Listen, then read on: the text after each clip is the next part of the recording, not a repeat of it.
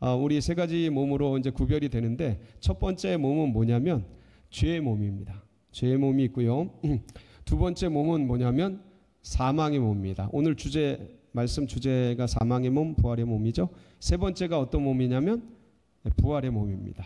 그래서 죄의 몸, 사망의 몸, 부활의 몸, 이렇게 이제 세 가지로 나눌 수가 있는데, 이 죄의 몸이 뭘까요?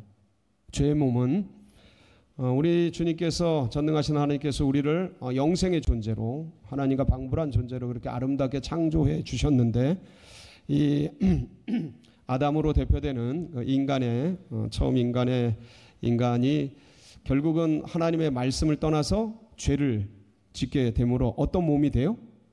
죄의 몸이 됩니다. 그래서 하나님께서 아담에게 그런 얘기를 하죠. 창세기 2장 16절 17절에 보면은 어떤 말씀이 나오냐면 한번 같이 보실까요? 시작.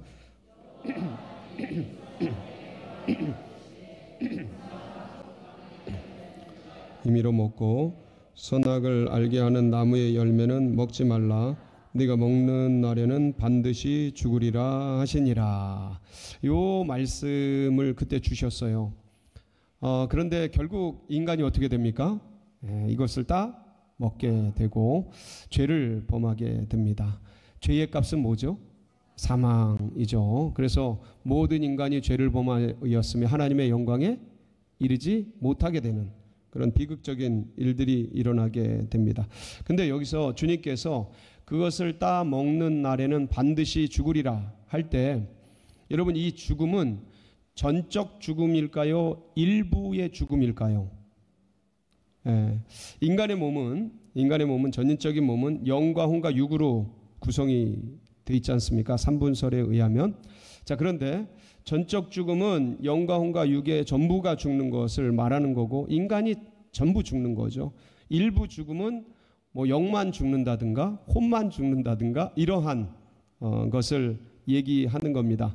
근데 주님께서 그것을 따 먹는 날 반드시 죽으리라 할 때, 이게 전적 죽음을 의미할까요? 아니면 일부 죽음을 의미할까요? 이거는 이론의 여지가 없죠. 이론의 여지가 없습니다. 전적 죽음이라고 말씀하신 거고, 그래서 우리 정통적인 기독교 그리고 모든 신학자들은 이거를 일컬어서 전적 부패라고 합니다. 인간이 완전히 죽은 거예요. 완전히 부패된 거죠. 그러면 영과 혼과 육 다 죽은 거 맞습니까? 맞습니까? 예, 맞죠. 그런데 이제 말씀을 자세히 보면 죄의 몸이 됐음에도 불구하고 아담과 하와를 보면 900년 이상 살아갑니다. 그죠? 영과 육이 살아가게 됩니다. 그러니까 결국은 죽은 건 그때 뭐가 죽은 거예요? 영만 죽게 됩니다. 이 혼과 육이 살아있어요. 그 대화도 합니다. 주님께. 아담아 내가 어디 있느냐? 죄를 지은 이후에 그걸 숨어 있죠. 그렇게 되면서 누가 이렇게 했느냐? 여자, 당신이 만드신 여자는 또 뱀이 이렇게 했습니다. 그러면서 전가시키고 그런 장면들 기억이 나죠. 그러니까 영과 혼이, 그러니까 이 육과 몸이 살아있단 말이에요. 이게 왜 이렇게 됐을까? 아니, 죽으면 전적 죽음이어야 되는데 어떻게 영은 죽고 이 혼과 육은 살아있게 되었을까? 이것을 정말 밝힌 분이 저희 성결교단 교조이죠. 최초의 이 성결교리를 만드신 분, 요한 웨슬리인데, 이 요한 웨슬리 선생께서 이 부분에 대해서 선행은총이라는 개념으로 잘 설명을 해주셨어요. 그러니까 이 세상에 자연적인 인간은 없다라는 거예요. 모든 사람은, 아담 이후의 모든 사람은 하나님의 선행하는 은총 속에서 존재한다라는 거예요. 어떤 은총이냐면 반드시 그 따먹는 날 전적으로 죽었어야 되는데 하나님께서 앞서는 은총, 선행 은총을 베푸셔서 하나님의 목숨값을 담보로 해서 인간의 인간의 혼과 육을 살려두신 거예요. 구약 시대에는 약 900년, 점점 줄어가죠. 지금은 약 100년. 우리가 한 100년 살죠. 조금 있으면 한 200년 살지도 모릅니다. 이렇게 혼과 육을 살려두신 거예요. 뭐로요? 선행 은총으로. 그러면 이 선행 은총이 발동되는 근거가 있어야 돼요. 그냥 하면 하나님의 정의에서 이게 위배되는데 이 근거가 있어야 되는데 뭐였냐면 하나님의 자기 죽음이에요.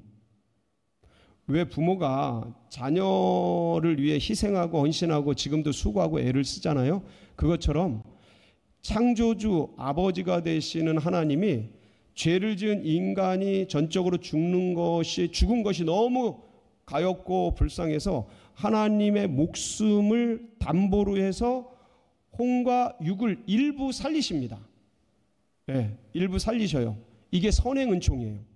선행 은총이고 이 하나님의 목숨값을 담보로 해서 그때 살려두시고 그리고 이게 역사에서 나온 게 뭐예요? 예수 그리스도.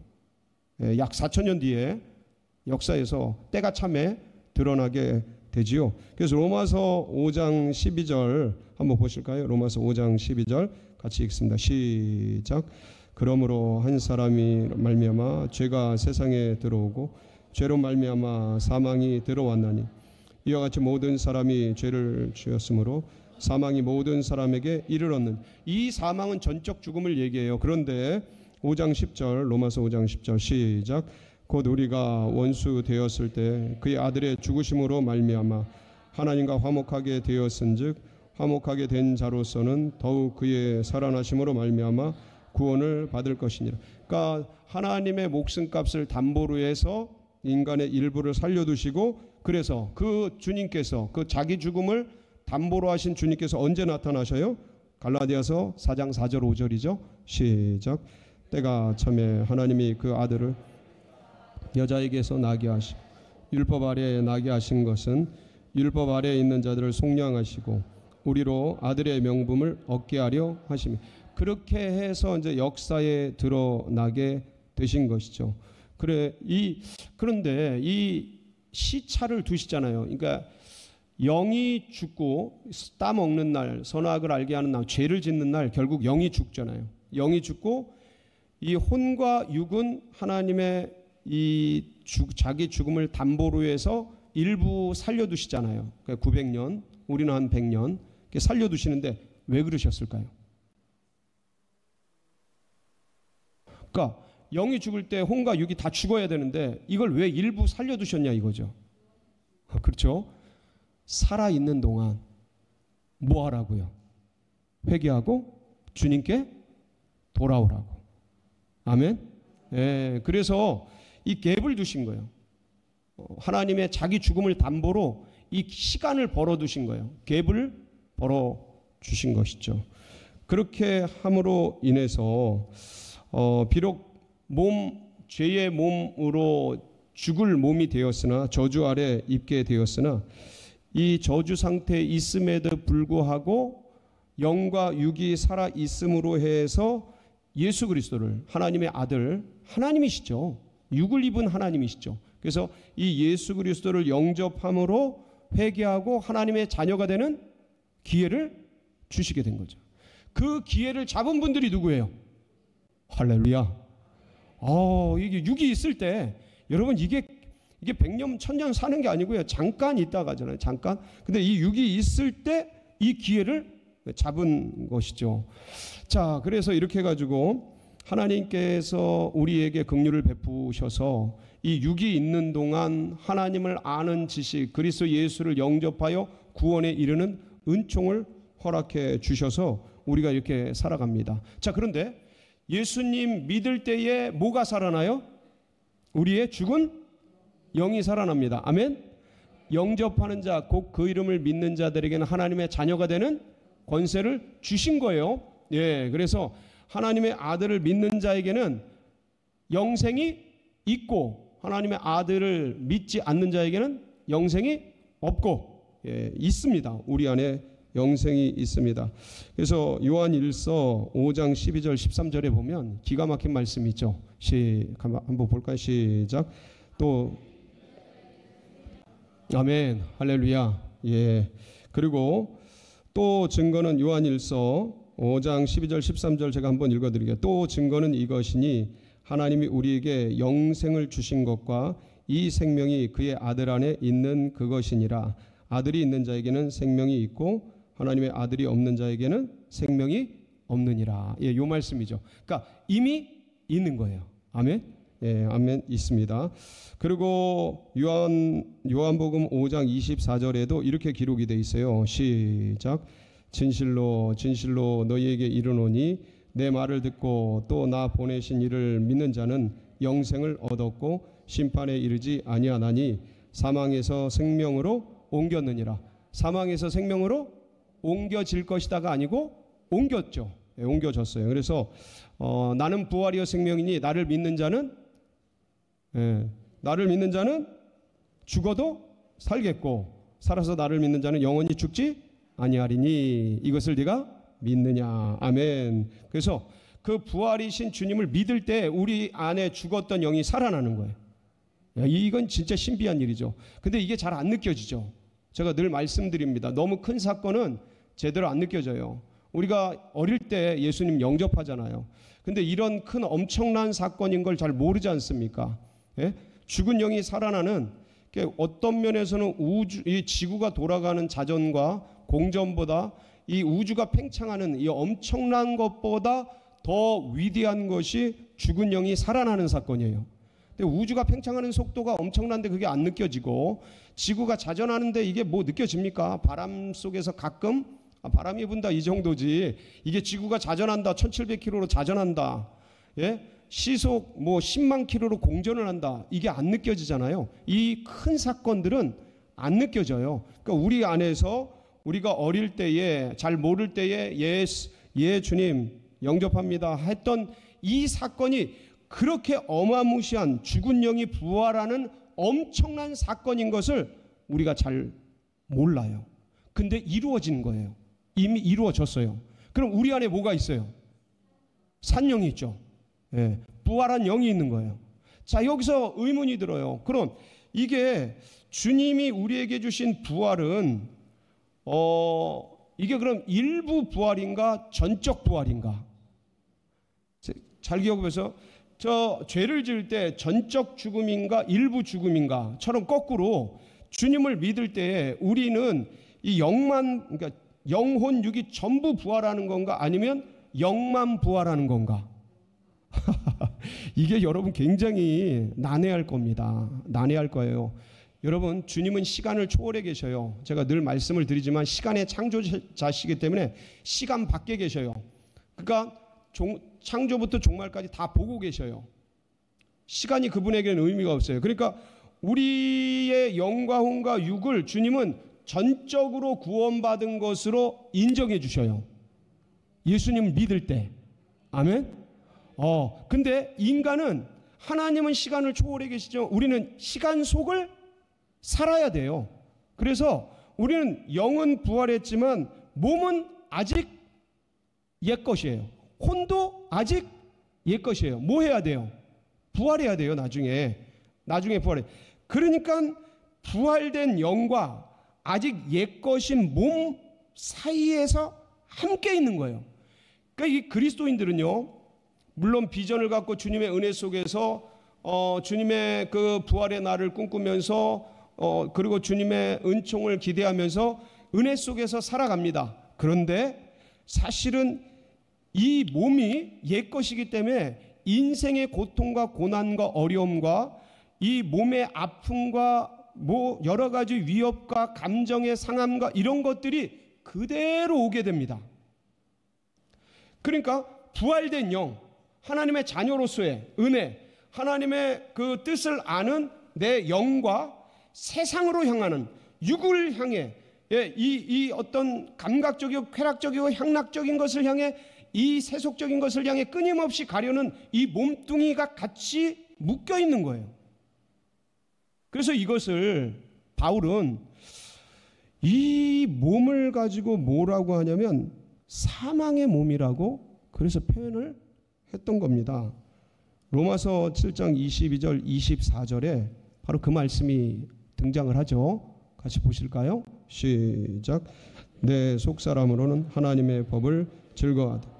내 지체 속에서 한 다른 법이 내 마음의 법과 싸워 내 지체 속에 있는 죄의 법으로 나를 사로잡는 것을 보는도다. 오라, 나는 공고한 사람이로다. 이 사망의 몸에서 누가 나를 건져내랴. 아마 여기 앉아 계신 분들도 이 고민이 있을 겁니다. 분명히 나는 구원받았는데, 나는 하나님을 믿는데, 하나님을 예배하는 주의 백성인데, 근데 왜 인생의 문제는 계속되는가? 왜 나는 계속 괴로운가? 삶의 어려움들은 왜 계속, 자녀의 문제, 부부의 문제, 관계의 문제, 건강의 문제, 그 다음에 수많은 여러 가지 정신적인 문제, 삶의 문제들이 무슨 파도와 같이 끊임없이 밀려오는 삶의 현실 속에서 이 고민이 있는 거예요. 내 속사람으로는 뭘 따라가요? 하나님의 법을 따라가는데 내 지체 속에는 다른 법이 있어요. 내 육체 속에는 다른 법이 있어요. 어디로 가려? 죄의 법 안으로 계속 끌고 가요. 그러니까 이 그리스도인의 이 현실을 바울은 사망의 몸이라고 표현을 한 거예요.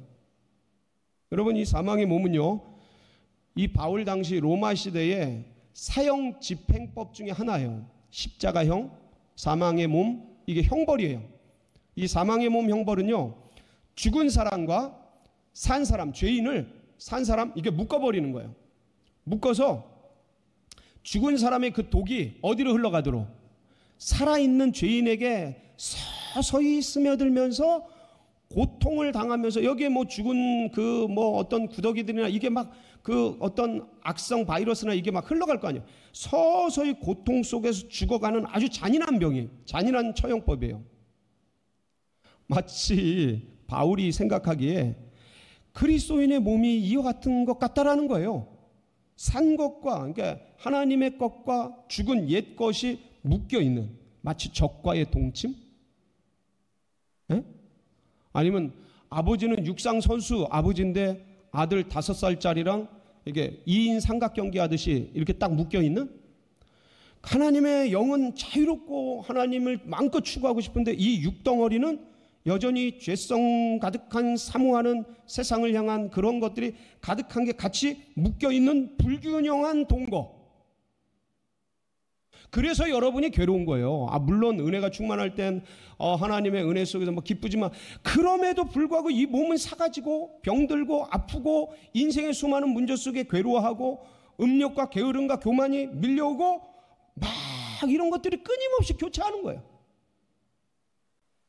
그러니까 이제 이런 사망의 몸 상태에 왜 두셨을까? 그러면 우리는 영은 구원받아서 살아났는데 이 몸은 그럼 언제 부활하는가? 왜 영과 이 육과 혼을 합쳐서 몸이라고 할게요. 이 몸에 부활의 갭이 생기는가? 마치 뭐 죄의 몸일 때 영의 죽음과 육의 죽음이 갭이 있었잖아요. 그렇죠? 좀 이따 따라 죽잖아요. 근데 부활도 비슷한 논리로 영은 부활했는데 육은 아직 부활이 안 됐어요. 옛 것이에요. 왜 이 갭을 두는가? 여러분, 고민스럽지 않아요? 주님을 믿을 때, 아멘 하고 믿을 때 우리의 영혼육이 다 부활해버리면 지금 고민하고 있는 이 어려움들, 지금 당하는 이 인생의 문제들, 이거 없이 천사처럼 방불하게 그렇게 살아가는 너무 즐거운 그런 삶일 텐데 왜 이거 같이 둬가지고 이렇게 어려움을 당하게 하실까? 왜 그렇습니까? 여기는 3가지 이유가 있어요. 하나는, 첫 번째 이유는, 갭을 두시는 이유는 이 땅에서 복음을 전할 기회를 주시는 거예요. 무슨 말씀이에요? 이게 이제 이 복음을 전할 기회, 이 땅에서 복음을 전할 기회를 주셨다라는 걸 깨달은 사람이 사명자인데 이게 무슨 말이냐면, 여러분, 그러니까 우리가 구원받고 비록 사망의 몸 안에 있지만 주님께서 날 구원해 주신, 이렇게 죽어도 할 말 없는 나를 구원해 주신 이 은혜가 너무 기쁘고 감사해서 이 몸이 있을 동안, 이 삶이, 육이 있을 동안 이 육 안에서 이 육을 가지고 하나님의 살아계심을 증언하고 전하는 그러한 기회를 주시려고 이 갭을 두신 거예요. 이게 첫 번째 이유예요. 제가 생각하는 첫 번째 이유입니다. 여러분이 한번 찾아보세요. 이 갭을 왜 두셨나? 두 번째는요, 이 현실 사회의 혼돈을 방지하기 위해서 이 갭을 두시는 겁니다. 무슨 말씀이냐면, 만약 영과 혼과 육이 한 번에 그냥 부활해서 사라져 버리면 이 현실 사회는 유지되기 굉장히 힘들 겁니다. 예를 들어서 어느 날 대통령이 임금이 예수님 믿어. 그럼 확 없어져. 예? 아니 국군 저 대장이 어느 날 예수님 믿고 확 없어져. 그럼 그 사회 질서, 그 사회를 어떻게 유지가 되겠어요? 운전하는데 택시 운전자에게 복음을 많이 전하지 않습니까? 여러분들 같이 앉아서 얘기하면서 그 예수님을 영접해. 운전하다가. 그 위기가 없어져. 그러면 이제 큰일 나죠. 버스 운전자, 비행기. 그러니까 이런 사회에 어느 날 아버지가 뭐 예수님 믿었어. 근데 확 없어져. 그 집 어떻게 해요? 자녀들. 엄마가 어느 날 예수님 믿었어. 확 없어져. 그 가정 어떻게 해요? 그렇죠? 그래서 사회의 질서를 유지하기 위해서 이 영의 부활과 몸의 부활에 갭을 두신 거예요. 이게 두 번째 이유고요. 세 번째는 뭐냐면 여러분, 이 영혼육이 즉시 부활한다면 이 사회는요, 부활된 이 영혼육이 살기에 적합하지 않아요. 지금 이 사회는 타락해 있고요, 세속적이고요, 경건의 모양은 있지만 경건의 능력이 없는 그런 사회이거든요. 그러니까 부활된 거룩한 몸과 이 사회가 존재하기에 맞지 않는 거예요. 그래서 갭을 두시는 거예요. 갭을 두셔서 영은 예수님을 믿을 때 부활하지만 이 몸은 주님이 재림하시는 그날 한꺼번에 동시에 일시에 부활하도록 만들어 두신 거예요. 또 내가 새 하늘과 새 땅을 보니 처음 하늘과 처음 땅이 없어졌고 바다도 다시 있지 않더라. 또 내가 보매 거룩한 성 새 예루살렘이 하나님께로부터 하늘에서 내려오니 그 준비한 것이 신부가 남편을 위하여 단장한 것 같. 여러분, 성경이요 진짜 어떤 우주적, 그러니까 원자력 시계보다 더 정교해요. 창세기부터 계시록까지 이 부활에 대한 논증도요 진짜 원자력 시계보다 더 정교해요. 왜냐하면 원자력 시계가 몇천 년마다 0.3초씩 이렇게 바뀐다 그러는데 그 0.3초 느려지는 걸 어디에 맞추냐면 이 우주 시계, 지구 돌아가는 이 태양계에 맞춰요. 원자력 시계도. 그만큼 철저하신 분이 주님이신데 이 부활에 대한 내용도 어설프지 않아요. 우리가 몰라서 그렇고 우리 기독교가 이걸 못 캐내서 그렇지, 우리 기독교인이 게을러서 그렇지, 이걸 더 사모하면서 파고들면 이런 신비한 내용들이 너무나 많아요. 너무 감사한 거예요. 이런 몸이 있다는 게. 저는요 옛날에는요 우리 몸이 그냥 천사처럼 되나 보다 그랬어요. No, 그렇지 않아요.